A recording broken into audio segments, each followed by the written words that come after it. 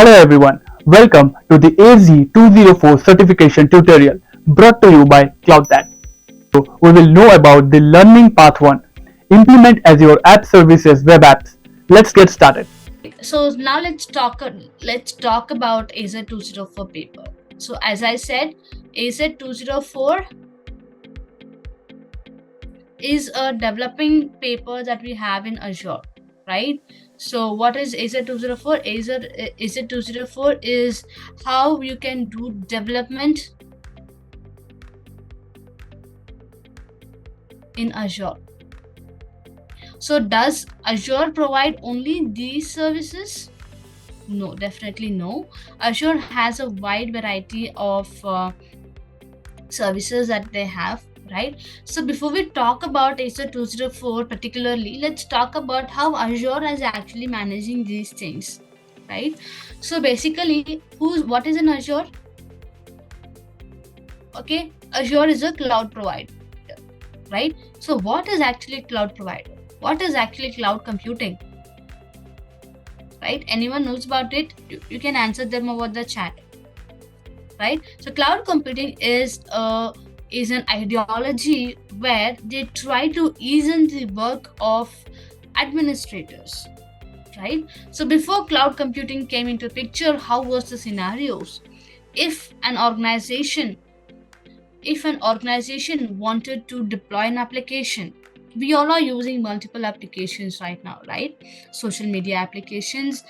Even in our organizations, we used to deal or work with different kinds of applications. Okay, who all created them, right? So it's the developers, it's a team who have actually created them, and how every user across the world are accessing those applications, right? It's because they are actually deployed that particular applications onto a server. So organizations usually, once they develop their application, they deploy those applications inside a server. So there used to be a separate engineer, okay, who's gonna manage these servers, sit and manage these servers, arrange the servers, organize the servers, maintain them, and keep them in ready state, right? Because server is a place where you host your application, right?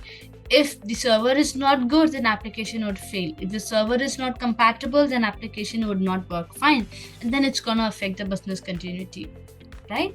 So actually, usually they develop and deploy their application onto the servers, and that's how they do it. Correct? So now you see that this is the manual work that they were doing it. Okay, so development is totally a manual work. Yes, I agree. They write the codes, they write the business logic, and they develop. But when it comes to setting up a server, right, it's a hardware devices that they set up, right? So they used to they used to spend money, purchase the hardware devices, servers, the disks, whatever it could be, right? All the things associated with the deployment part, they used to buy, they used to set up, and they used to deploy the application. And imagine the cost of these servers are also not reasonable. Okay, it depends upon the quality, depends upon the computing power that they choose, right? And they try to set up everything, and once the application is over, right, if you feel that okay, the application can come down, right, and application is not working fine, then the server cost is actually being wasted. Sometimes organization keep a huge set of servers not being utilized at all, right, which is actually affecting the capital expenditure of the organization, right? But when we come to cloud computing, right, cloud computing says that okay, you are having the burden of buying the servers, purchasing the servers, handling them, maintaining them, everything. You don't do that, we'll do it, just pay for our service. That's what cloud computing does, right? So cloud providers say this, okay, they have a huge set of servers being maintained, they maintain them, and they cater their services to the users whoever they need it. Take an analogy of a renting system, right? So if you are a person, right, if you are new to a city, right, would you would you actually buy a new house and then stay in that particular house? Definitely no, right? Firstly, you would actually go on a rent, right? You would go on a rented basis, you would take up PGs or whatever it is, right? So you can, you take up a house, okay, for rent, and you pay on a monthly basis, right? Initially you pay some deposit, and monthly you pay the rent, okay, and you stay in that particular house. What does it mean? As long as you stay in that particular house, you're just paying your charges, you're paying your expenses, and you're staying in that particular house. Once you vacate the house, you don't have to pay, right? So that's the same concept that we have in cloud computing, right? So cloud providers have these servers being laid out, have these different sets of applications, different sets of services being laid out, and they are providing those services. And whoever or whichever organization needs to utilize them, they need to actually connect to the cloud provider, take it from them, utilize them, and pay only for what they use. That's actually a biggest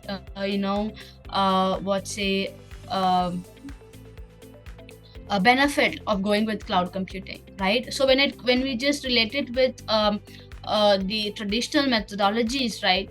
If you don't want the servers, if you don't want to deploy the application, yes, we uninstall the application and the server is still available with us, okay, which we bought a very in a very recent time, and we are not utilizing it for effectively. But when it comes to cloud providers, we just purchase them, we pay for how much hours we are using it, and then we are just leaving it, okay, when we don't use it, right? So not only Azure is one of the cloud provider, we have AWS, we have other clouds also who is actually a cloud provider. Perfectly fine, right? So now that we have chosen Azure to be our cloud provider, how is Azure actually handling these services and stuffs, right? Because it's not one or two customers, right? There are millions and billions of consumers of Azure cloud services, right? So usually, what Azure have done, or Microsoft has done, is that they have laid out their infrastructure across the globe. Okay, they have laid out their infrastructure across their globe, and they have deployed their services, be it India, be it US, be it whatever country it could be. Across the globe, they have laid out different services, right? If they want to set up a compute resource, yes, compute resources there, storage resources there, as part of this particular region, and as part of this region as well, and part of other regions as well, right? So they have these services being deployed across the globe, and whichever user, let's say from India, someone is actually going to deploy an application. They have some, let's say contoso.com as an application, okay, and they want to deploy the application, so they can just best choose their region, right? If the user audience, if the targeted audience is in India, they can choose the region as India and utilize this particular compute resource that they have and deploy their application, right? Likewise, if the user, if the target audience is in different regions, they can choose their respective regions and then deploy their application. They don't have to buy the servers in that particular region and then host them, maintain them, and do all the maintenance part there. No, that's not required, right? So that's what they do, right? And inside each and every region, they have something called as an availability zones. They have data centers being laid out, okay. Let's say in India, right? So they have different regions, I would say, okay. India is a tropical name given, but in India you have Central India and South India as two regions that Microsoft Azure have chosen. You can just actually choose one of these and deploy your applications inside this particular regions, right? So inside each and every region you have availability zones or a set of data centers being set up. Okay, so what is a data center? Data center is actually racks and servers put up together and maintained in a well equipped manner, right? So Microsoft Azure has done all these things. Okay, so usually you will have 3 availability zone. Okay, AZ2, AZ1, AZ2 and AZ3. Maximum minimum of 3 availability zone will be there in each and every region, and it can increase also based upon the Microsoft's expandability, right? So, and inside each and every availability zone there will be group of data centers. Okay, so I can say this is one availability zone, and this is one availability zone, and this is one unavailability zone, and you can have multiple data centers inside this particular availability zone in order to just group them together and then set up your high availability architecture. Perfectly fine, right? So that's great, right? Yeah, so that's how Azure has laid out their cloud services. Okay, now coming to the different kinds of cloud services that they offer. What are the different kinds of cloud services? Anyone who can list it up over the chat, as some of you are aware of Azure Cloud. What are the different kinds of services that Azure provides?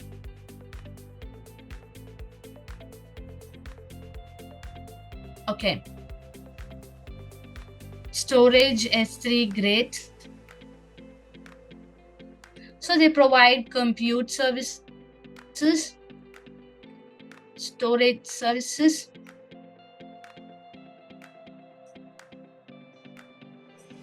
networking services,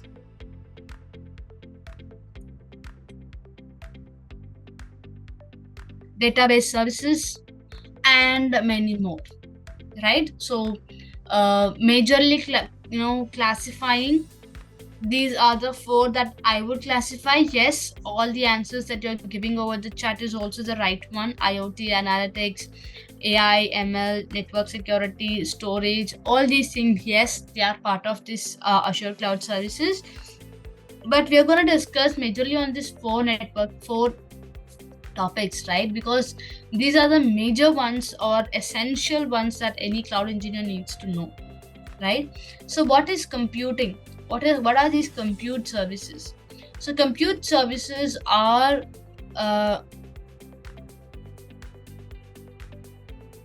compute services are nothing but these are the servers that you request that Azure is actually providing for you, right? So be it a virtual machine, be it a group of virtual machines, I would say, which is as a VMSs, or be it a serverless application, serverless compute services, right? Be it anything, right? So this all comes under computing. Storage, as I said, okay, what are the storage services that we have? We have Azure Storage Account. Okay, then networking. What are the different networking services that we have? Database services that we have, right? So I can classify the Azure Cloud Services as these 4 stuffs, and in order to provide these 4 stuffs, right, Azure has classified into infrastructure as a service, platform as a service, software as a service. These are the cloud deployment models, right? So what is infrastructure as a service, right? So if you are someone who is interested more onto administrator part, right, so you can actually go for infrastructure as a service, right? If you're someone who like to work with the black console screen, you can go with infrastructure as a service, right? It's for administrative purpose, admin purpose. Then we have platform as a service, right? Let's say you're a developer and you now want to work on Azure Cloud. Okay, you as a developer, your job role is to just develop the application. But now if you want to leverage Azure Cloud and if you want to deploy your own application and see if it's working fine or not, how you can do that? You cannot always rely on the admin to actually deploy your applications for you, because admins maintain the infrastructure, right? You cannot always ask them to deploy. But if you want to do it all by yourselves, you can just go with platform as a service. And Azure has a suite of services which will help you actually deploy your applications all by yourself. You don't have to wait for them, right? By this I don't say that you should be knowing the console commands, you should be knowing how things work. No, all you have to know is just you need to write your code, your business logic, and its associated stuffs with it. That's it, your runtime, I would say, right? So only that is needed as a developer for you, and rest Azure is going to take it for you, right? Then we have software as a service, okay, where entire application is being developed and maintained by Microsoft, and you just have to create a user login and then start using the application. I can just show it to you over the browser.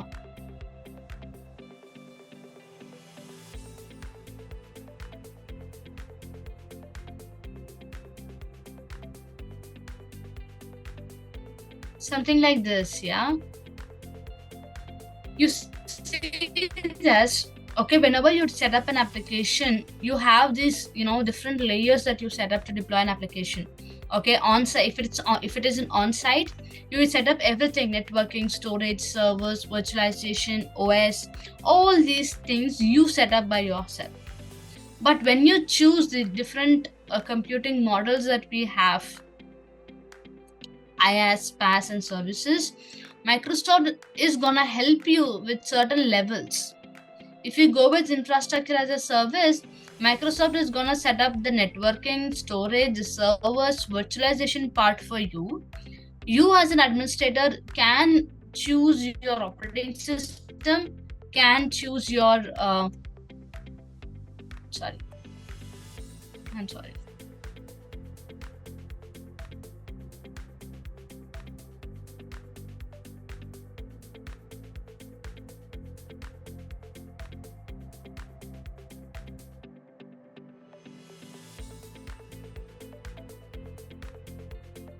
Okay. Yeah. So if it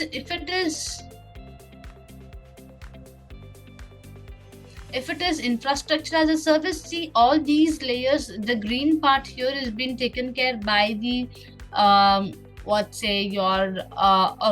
your Microsoft Azure team, and the orange part is something that you take care by yourself. You have leverage to do all modifications, all choices that you want to do in the orange part, the OS, middleware, runtime, data, and application. But when it comes to PaaS, see here, you as a developer, you don't have to actually know the technical part of how to work with black servers, right? I mean, the black screens and consoles and everything, right? You will just have your application and application related data, and all you have to do is just ask Azure to give you a platform to deploy your application. So Microsoft Azure says, okay, I'll try to give you that as well, and they're trying to set up all these things for you, and you just have to put your application and application data in it and deploy your application. That's it. Okay, then coming to SaaS. Okay, then coming to SaaS, just give me a moment. I think yeah.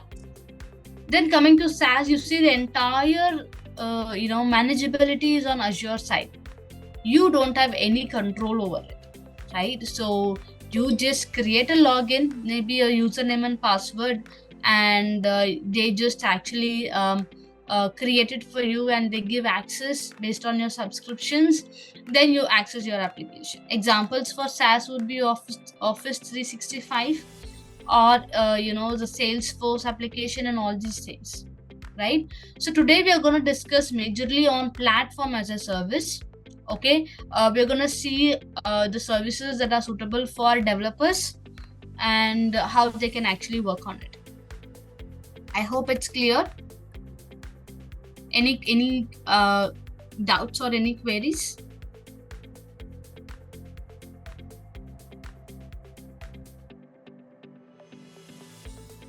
Okay, cool. Let's talk about a service called Azure App Services. Okay, so Azure App Services is actually a platform as a service. Okay, so this is actually a platform as a service where Azure is actually maintaining everything for you, and you just have to create one and then deploy applications on it, right? So Azure Web App provides a platform to build an application inside Azure without having to deploy and configure and maintain the things all by yourself, like how you do it with the VM. If you deploy an application inside a VM, then you have to configure each and everything, like installing the packages, installing the softwares, and setting up things, redirecting things, everything. You have to do it. But when it comes to platform as a service, or Azure App Services, Microsoft is gonna help you do it, right? Also in terms of availability. Okay, availability, right? Microsoft is gonna help you with this as well, based on the availability options that you choose, right? Microsoft is gonna give you a high available platform as a service, for you to actually deploy an application. Let's see what actually we're gonna discuss here, right? So Azure App Service has these capabilities, right? So it has a built-in scale support. What do I mean by this, right? So what is built-in scale support? Okay, based upon the user requests coming in. Take an example of Flipkart, right? So recently we had the sale on Flipkarts, right? Not only Flipkart, all the shopping sites we had sale, right? So during these important days, or during these sales happening on e-commerce applications, right? You can expect lots of users coming in, hitting your sites, accessing your applications and things like that. Yes, in the backend, your Flipkart application is actually deployed onto a server. I'm not talking about the compute capacity of this particular server, but right now, you might have encountered the best suitable compute resource for your Flipkart application based upon its functionalities and so forth, and you would have configured it. But let's say on special days like these sales happening on, right, you can expect more number of users hitting your site. Okay, usually maybe let's say 10 users are hitting your site, and during special days, let's say 100 users are hitting the site. Then the server should be capable enough to handle those user requests and give a good user experience, right? So if 100 users are hitting the site, there are chances that the server capacity is being overloaded and the application might go down. We have faced this in our in our 10th standard results, right? So during the 10th standard, or during these government results coming up, right, the servers would be down most of the time. It's because all over the state you have the results being out, and so many users are hitting the site for the results, and that's actually burdening the server. That's why, right? So there should be a way for you to handle this kind of a situation, right? Your server should be handling the user request. So how you do it with the help of built-in scale support. You can automatically scale up or scale down the resources, the compute resources, based upon your user requirements. That is built-in scale support. And with Azure App Services, you can actually go and do a CI/CD. I know some of you I have worked with DevOps as well, so you might be knowing about what is continuous integration and continuous deployment. So Azure App Service can work with DevOps, GitHub, Bitbucket, FTP, local Git repositories, many other. And it also has a deployment slot capability for you to actually safely deploy newer versions of your application, right? So yeah, so there are different kinds of service plans available. Okay, so I'll show it to you in the demonstrations. Okay, which are available. Okay, so shared, dedicated, isolated, and consumption models are there. Based upon their tier, you can just choose it and then deploy your app service.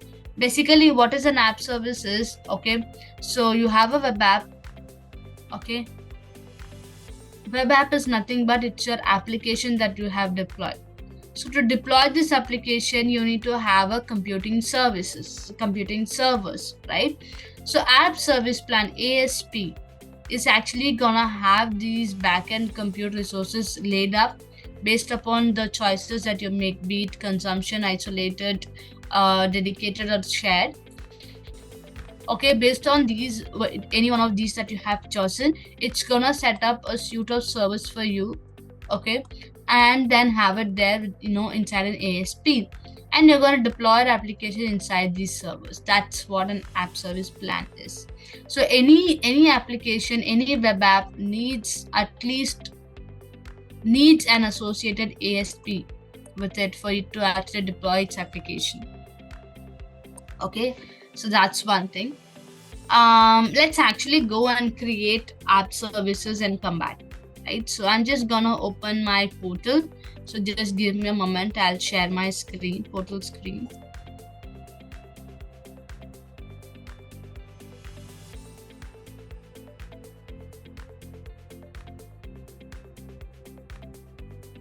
Cool.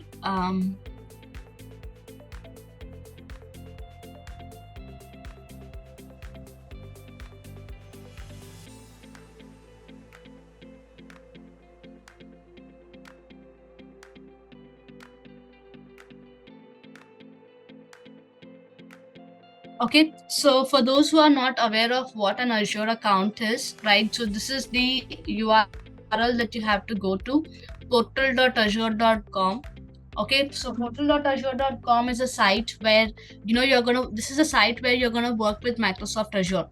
Okay, so basically, if you're gonna work with Microsoft Azure, there are different ways to work with Microsoft Azure. The first and easiest way to work with Azure is via GUI. That is graphical user interface, right? So this is the graphical user interface version of Azure. Okay, the other thing that we have is CLI. Okay, so CLI is nothing but a command line interface where if you have any CMDs. Okay, so let me just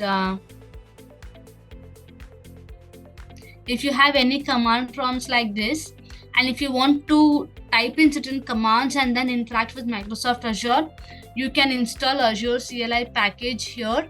Okay, and then you can log in with Azure account and then type in certain commands and interact with Azure, right? So this is another one. And the third one that we have is the Cloud Shell methodology, where it gives you two options. One is Bash, the other one is PowerShell. So both the things you can actually choose and use. Okay, based on that you can trigger out certain commands and interact with Azure Cloud. Perfectly fine. You see here, this is my Microsoft account. Okay, and in a Microsoft account you should always have a subscription associated with it. So you might wonder what a subscription is, right? So I said that Azure is gonna provide you certain set of services and you're gonna pay for it, right? So number of hours that you use, you're gonna pay for it. So how is actually Azure calculating that particular price for your services utilization? It's through Azure subscriptions. Okay, subscription is a billing entity in Azure. Okay, in my case I have one subscription which is in the active state, which I'm gonna use. If you want to add subscriptions, you can add it. Okay, so there are free trials. If you're a fresh person in Azure, Microsoft Azure, you can leverage a free trial Azure subscription. Otherwise you can go with pay as you go or Visual Studio Enterprise subscriptions based on however you want to use it, right? So that's not the topic of discussion now. So I just wanted to tell that you need to have an active subscription for you to create resources in Azure. Cool. So coming up onto the main part, that is Azure App Services. Okay, you see that if you wanna take up any of these Azure services, okay, if you wanna create any of your Azure services, right, you can actually click on this three dots and then navigate here and go through these set of services that are there. Okay, if not, here's a search bar. You can just type in certain keywords and your services will pop up and you can utilize it, right? So in my case, I'm just gonna create one app services. Okay, I'm just clicking on app services, create web app. Okay, now you see that to set up a web app, you have different sections here for you to actually set up. Okay, so all the star or hashtag one is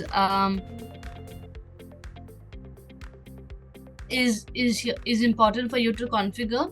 So you can choose your subscription. You can choose a resource group. Okay, so basically resource group is nothing but resource group is a logical entity in your Microsoft Azure to group all your services that you create, okay, for maintainability. Okay, so I'm just gonna create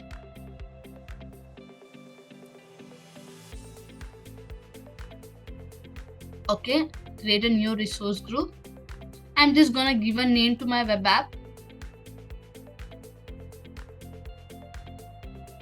Okay, now you see this is a publish methodology. Now inside a web app, I need to go and deploy my application as a developer, right? Whether I have the application in the code base, right, the backend code, or you have containerized the application and you have the application in a containerized manner, you can have it here. Or if you have any static web app that you want to deploy, you can just go with this. I'm just going with code, and I say which is the runtime stack, right? So what is my programming language, right? So be it any programming language, you see that Microsoft is actually providing you this. I'm gonna just choose .NET and choose your operating system. I just want all of you to observe the things that we are configuring.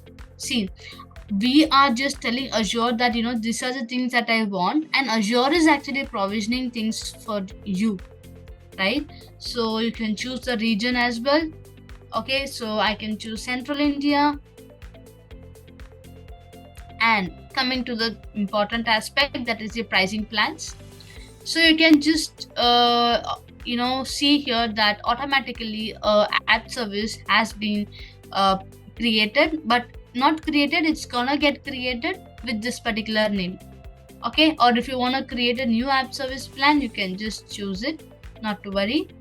And here you're gonna choose the pricing plan. What is the compute power that you need for your application, right? So I can just go with standard S1 because this is a standard one.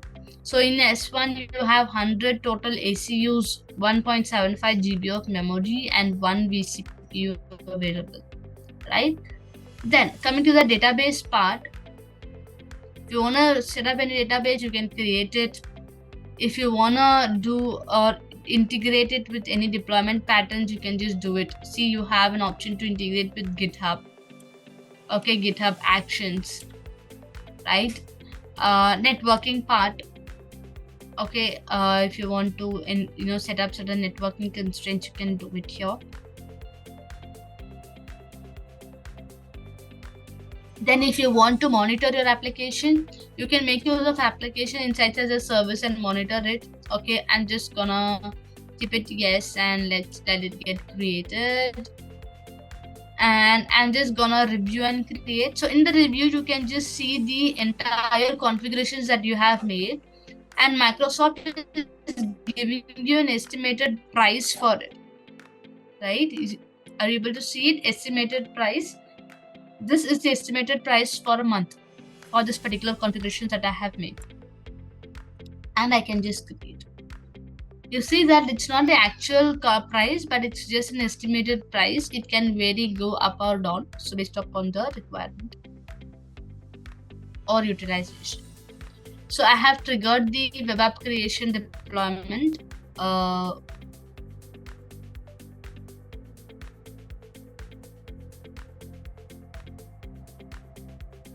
So this might take some time, so let this be happening. Meanwhile, we'll just move on towards slides and then come back here.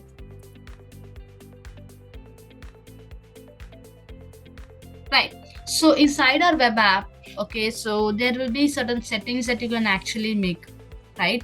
So be it in terms of publishing your code, be it securing your code, okay, be it securing your code and securing your credentials, right? Any tokens or any kind of a sensitive data that you want to pass, right? If you want to pass those kinds of application settings or sensitive kinds of data, you can just go for the configurations part here and choose your application settings and then add new application settings here. This is naturally going to reflect you in the actual application. In case if you want to do any general settings or default documents or path mappings or whatever it is, you can just do it. There are connection string also. Some cases you might need your web app to connect with other services and get some data from there, but you want to configure it in a secured manner, right, without passing any credentials or anything like that. So here you can just create the connection string plus connection string, and then you can just provide the connection string. Let's say for example you want to connect with Key Vault as a service. You can actually add a new connection to a Key Vault and then set it up. Okay, so this is that is a manual way of doing it, but if you want to do it in a bulk manner, you can just write it in a JSON format, upload it on the Microsoft Azure platform, and application settings will be adapted, right? So you see that I don't know if you have observed, when we created the web app, it showed us two options for OS, Linux and Windows. So yes, it supports Linux and Windows applications. And coming to the security part of this thing, yeah, here also we have some security options, right?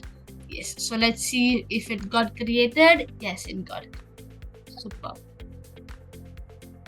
So most of the topics I'm gonna just walk through here, okay, and see how things are happening.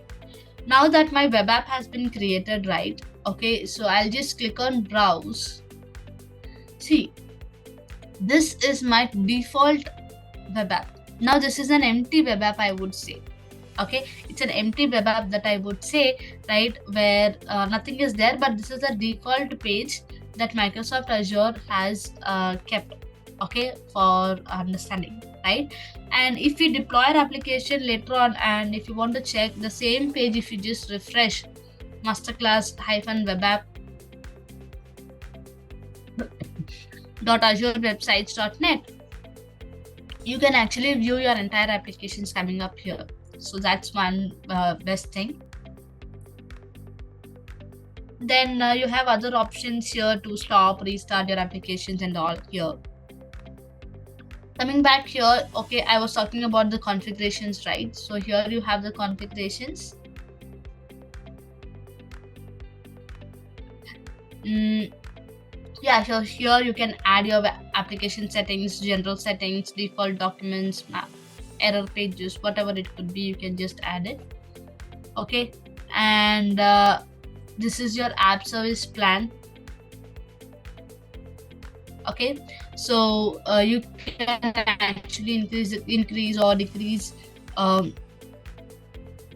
your compute resources. You can just define it here. Okay, now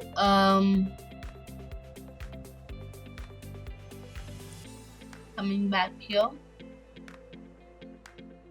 you have other options here: application insights, identity, backup options, custom domains, right? So you have so many options here which you can actually use it and self-improvise your application as a developer, right, and deploy your applications, right? We have this app service editor also. If you want to edit the code from the portal itself, you have this option where you can actually do it. Okay.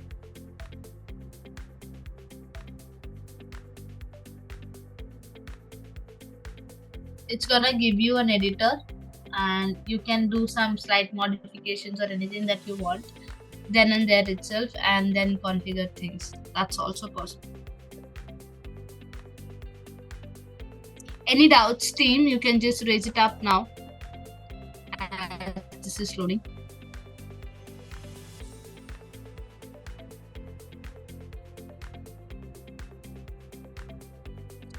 Okay, so that's the editor here. Okay, app service editor. So as a developer, you can just open these links, use these file explorer extensions and everything. You can also associate it with Git as well. Okay, and then you can just modify content here itself, right? So if you want to deploy your applications from here, right, so all you have to do is, right, so there are different ways to deploy actually, right? So you can do it via CI/CD, or you can do it different ways. There are certain commands also from CLI which you can actually do it. Okay, so there is a command like AZ web app. So Excuse me, Saida. Yeah. Actually, one of the participants wants you to repeat the app creation part. So can you please go through that once? Web app creation. Yeah. Okay, cool. Thank you. Yeah, so Pramod, I've asked that, right? So let me just create the web app again. And here are certain configurations that you have to make, right? So you can just choose your subscriptions, your resource groups. So once your resource group has been created, you can choose the same resource group for any set of resources that you can actually create. Then you can provide your name. I will say test webinar, and the name also should be something that is unique, because it's gonna be a very unique name, right? So I would just say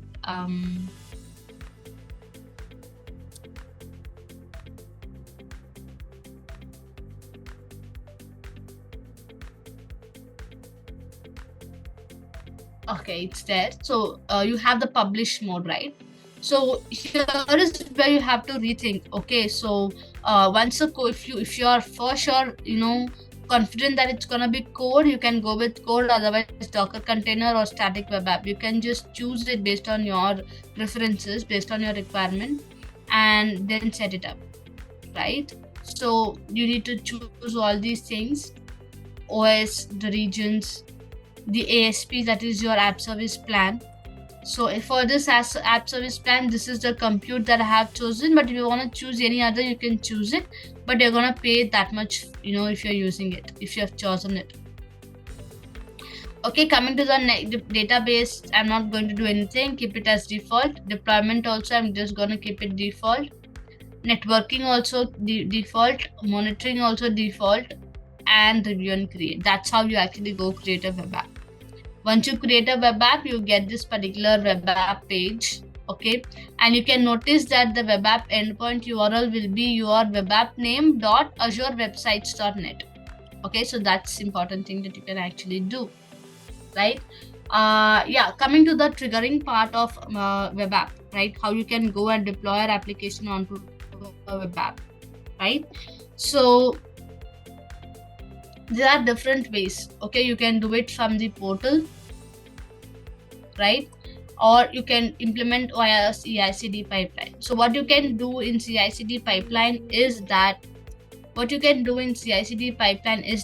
okay, so let's say you can write one continuous integration CI/CD workflow, okay, be it a GitHub workflow or Azure DevOps pipeline or anything it could be. You can just configure your steps and stages and everything, and inside this pipeline you're going to define a deploy stage, and you're going to define the connectivity methodologies for Azure portal, and you're going to choose the Azure web app that you have created in this particular Azure portal. And when you trigger this particular pipeline, the pipeline will actually go and deploy the application onto the particular web app that you have actually created, right? So all these learnings you will actually do it in the actual courses. This is just an introductory part, right? Or the other one is, via the CLI, Windows CLI, or whatever CLI it could be. Or you can just type certain commands, and the command would actually deploy the application onto the web app. That is also doable. Thank you for watching this video. Stay tuned for the next part, and don't forget to like this video and subscribe to our channel.